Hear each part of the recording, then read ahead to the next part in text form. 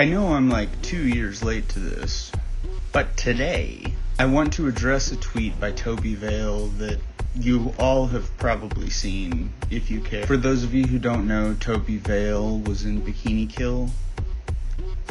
The tweet said, "Can someone explain to me why people who play guitar have decided to revive shoegaze / dream pop and embrace dumb retro shit like Weezer in an era filled with violence, economic inequality, and abortion bans?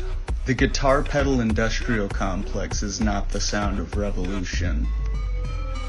I was taken aback by this tweet because, ironically, Tobi Vail is one of the reasons I started building guitar pedals in the first place. I went to see Bikini Kill back in 2018, 2019, whenever they first started touring. And at one point, Tobi Vail gets the mic and she's like, "Everyone in here can start a band if they want to." And I hadn't been in a band in several years, but I just decided, yeah, I'm gonna start a band. So I did, and long story short, if I hadn't started that band, I wouldn't have started building guitar pedals. So Tobi Vail is kind of responsible for that. I mean, she's not responsible, obviously. She kind of caused it. In my opinion, embracing the sounds of vintage effects and shoegaze, dream pop, whatever, is actually a form of revolution, in that we're showing that we are inspired by ideas that have been around for some time and will continue to be around for a long time to come. Like, I don't know, Riot Girl. Using effects pedals allows us to be expressive in ways that traditional instruments can't. Effects can be used to create unique sounds that are unlike any other. We can use them to create ambient soundscapes, unique leads and rhythms, and all sorts of unheard of sonic textures. Moreover, effects allow us to be creative regardless of our playing or songwriting abilities. Even novice musicians can create something new and exciting. These effects are not just a dumb way of creating music, they're an important part of creating something unique and inspiring. Even though many of the effects used are decades old, their sound remains fresh and new.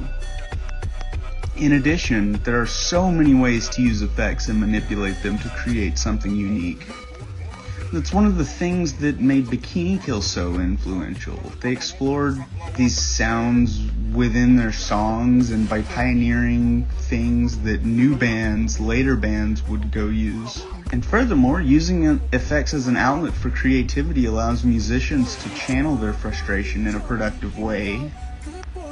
In times like these, it's important to have an outlet that can bring joy and solace. Creating music with effects can offer this. The guitar pedal industrial complex may not be the sound of a total revolution.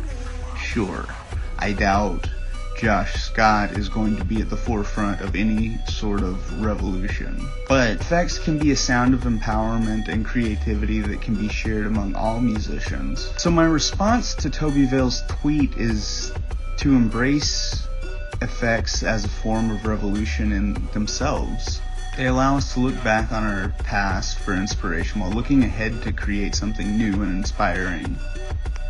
That's why I continue to build pedals, to offer something creative and unique in an era filled with violence, economic inequality, and abortion bans, and all sorts of other shit. So we can use pedals to make new sounds that'll draw people to our message of revolution, or we can complain about the fact that bands are using too many pedals now. I know which one I'm into. I swear that girl thinks she's the queen of the neighborhood.